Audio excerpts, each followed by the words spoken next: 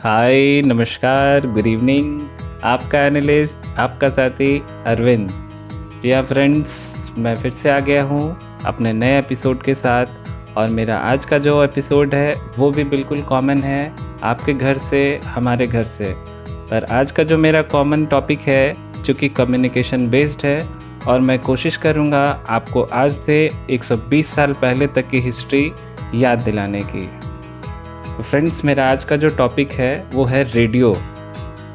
मैं बात करना चाहूँगा रेडियो के टॉपिक पे। सबसे पहले मैं इस बारे में बताना चाहूँगा कि रेडियो कैसे इतिहास में आया, कैसे दुनिया में इसकी स्थापना हुई, कैसे रेडियो हमारे इंडिया में आया, और भी बहुत कुछ। तो चलिए वीडियो को आगे लेकर चलते हैं और मैं बात करता हूँ सीधे अपने टॉपिक पे, रेडियो।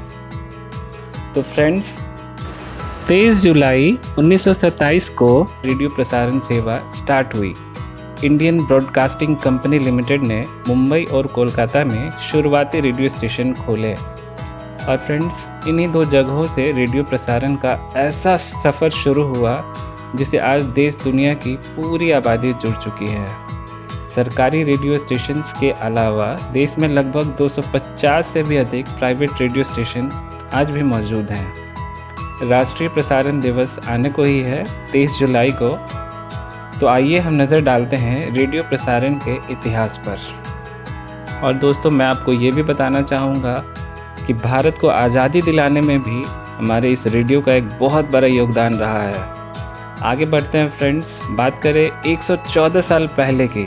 तो 24 दिसंबर 1906 की शाम, जब कनाडा के एक बहुत ही महान वैज्ञानिक रेगिनाल्ड फेसेडेन ने अपने वायलिन को बजाया, और अपने वायलिन की इस धुन को उन्होंने उस वक्त अटलांटिक महासागर में तैर रहे बहुत सारे जहाज़ों पर एक साथ रेडियो तरंगों के रूप में सुनाया। दोस्तों, ये दुनिया का पहला रेडियो प्रसारण था। हालांकि अगर बात करें रेडियो की आविष्कार की, तो इसका श्रेय मार्कोनी को प्राप्त है, जिन्होंने 1901 में ही इंग्लैंड से अमेरिका को वायरलेस संदेश भेजकर व्यक्तिगत रेडियो की शुरुआत की थी। लेकिन एक से अधिक लोगों तक एक साथ संदेश भेजने का और इस चमत्कार को करने वाले रेगिनाल्ड फेसेडेन ही थे। शुरुआती के दिनों में रेडियो का इस्तेमाल नौसेना तक ही सीमित थे। यहाँ तक कि 1917 में जब पहला विश्व युद्ध छिड़ा, उस समय डिफेंस के अलावा लोगों को इसका इस्तेमाल कानूनी तौर पर रोक दिया गया। दुनिया में पहली बार नवंबर 1920 में लीगल रूप से रेडियो स्टेशन की स्थापना करने की इजाज़त पहली बार रेडियो विभाग में काम कर रहे वहाँ फ्रैंक कोनार्ड को मिली। इसके बाद तो पूरी दुनिया में बहुत सारे रेडियो स्टेशन शुरू कर दिए गए। भारत में भी बहुत जल्दी ही इसकी शुरुआत हो गई। 1939 में जब दूसरा विश्व युद्ध छिड़ा, तो भारत में भी रेडियो लाइसेंस को रद्द कर दिया गया था और इसके सारे ट्रांसमीटरों को सरकार के पास जमा कराने का आदेश जारी किया गया। कुछ साल बाद नेशनल कांग्रेस रेडियो स्टेशन बना लिया गया, और इसी रेडियो स्टेशन के बदौलत महात्मा गांधी जी का अंग्रेजों भारत छोड़ो नामक संदेश हमारे पूरे देश में प्रसारित हुआ, जिसमें उन्होंने हिंदुओं पर हो रहे अत्याचार, उनको मारे जाने और अंग्रेजों द्वारा महिलाओं पर हो रहे दुराचार की खबर दी। भारत के आज़ादी के इतिहास में 1941 में हमारे नेताजी सुभाष चंद्र बोस को भारतीय का नाम पहला संदेश, मुझे खून दो, मैं तुम्हें आजादी दूंगा। जय हिंद, जय हिंद, जय हिंद। यह एक ऐतिहासिक प्रसारण था जो कि जर्मनी से प्रकाशित की जा रही थी।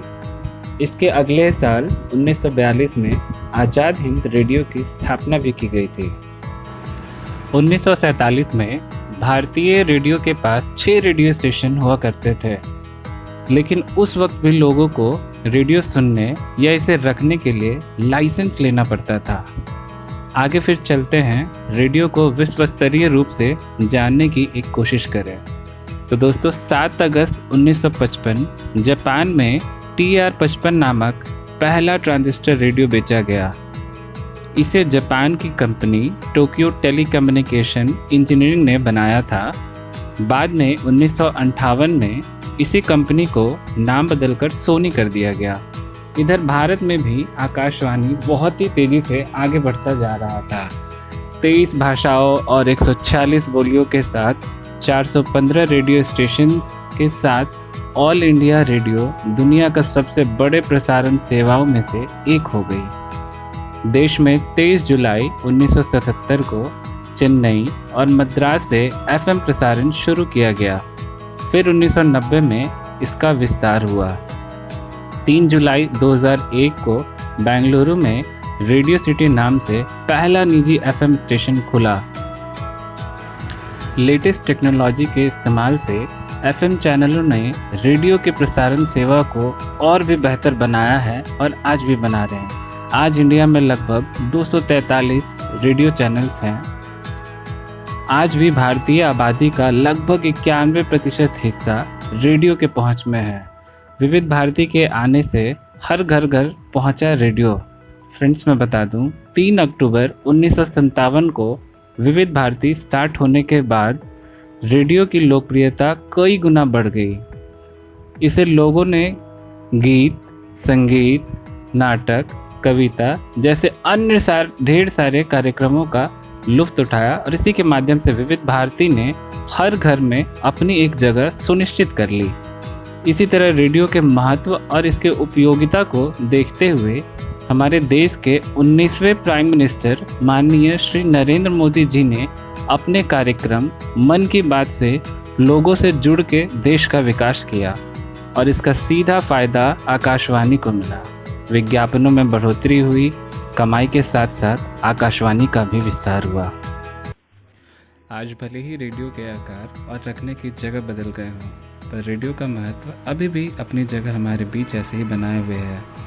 आज हम रेडियो को कभी भी कहीं भी सुन सकते हैं, फिर चाहे वो हमारा मोबाइल हो, स्मार्ट वॉच हो, कार हो, बस हो या फिर ट्रेन में भी। नए ज़माने के साथ कम्युनिकेशन और एंटरटेनमेंट के चाहे जितने भी टेक्नोलॉजी आ जाए, पर रेडियो आगे भी अपनी अहम भूमिका ऐसे ही निभाते रहेगी। आशा करता हूँ आज मैंने रेडियो से जुड़े तमाम जानकारी आपसे शेयर की। वीडियो अच्छा लगे तो इसे लाइक, शेयर और सब्सक्राइब करना ना भूलें। जाते जाते एक बार फिर से मैं बताना चाहूँगा, मार्केट से कोई भी हमारे चैनल के साथ जुड़ सकते हैं और हमारे चैनल के माध्यम से अपने सभी प्रोडक्ट्स का एडवर्टीज़मेंट करा सकते हैं, वो भी सिर्फ 500 रुपये के सब्सक्रिप्शन चार्ज के साथ। आप इसे चैरिटी भी कह सकते हैं। Thanks a lot. आपका साथी, आपका एनालिस्ट अरविंद।